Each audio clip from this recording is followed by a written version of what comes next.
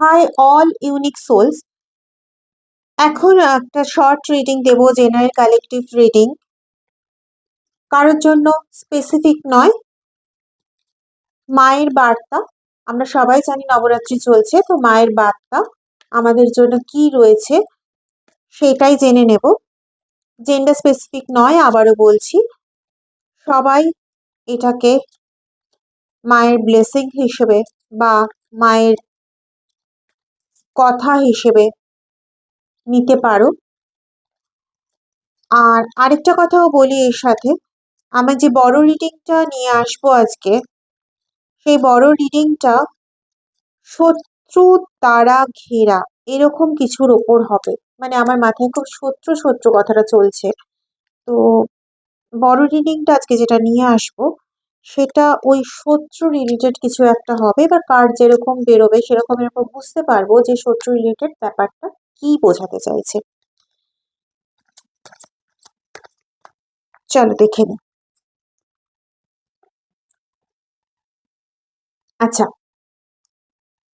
যে কার্ডটা এসছে দেখতে পাচ্ছ আশা করি, কার্ডটা হচ্ছে লক্ষ্মীর card, blessings of wealth and abundance. তোমাদের সকলের জীবনে খুব ভালোভাবে সম্পদ, সুখ, স্বাচ্ছন্দ্য এগুলো আসুক, সুস্থতা আসুক, সেটারই আশীর্বাদ করছেন মাতা। তবে একটা কথা একটু বলি, এই যে প্রাচুর্যতা, এই যে সম্পদের কথা বলা হচ্ছে, এই সম্পদ কিন্তু শুধুমাত্র অর্থনৈতিক সম্পদকেই বোঝায় না, শুধুমাত্র যে ফিনান্স এইটুকুনিকেই কিন্তু বোঝানো হয় না।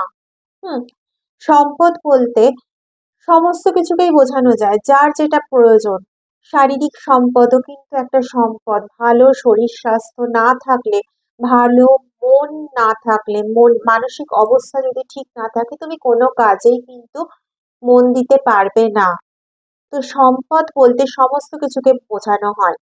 যেমন তোমার যদি অর্থনৈতিক ডিস্টারবেন্স চলে, তাহলে মায়ের তরফ থেকে সেই বার্তা। যদি শারীরিক অসুস্থতা চলে, তাহলে সেই দিকেও শারীরিক সম্পদের উন্নতি ঘটবে। যদি মানসিকভাবে অত্যন্ত বিপদগ্রস্ত হও, তাহলে মানসিক সমস্যারও সমাধান হতে চলেছে। মায়ের তরফ থেকে এই ব্লেসিংই রয়েছে। খুব ভালো থাকো প্রত্যেকে। যুদ্ধ করে চলেছো, যুদ্ধ করে যাও। যুদ্ধের শেষে অবশ্যই অবশ্যই ভালো কিছু আসবেই, ওয়েট করছে তোমার জন্য। Stay with me.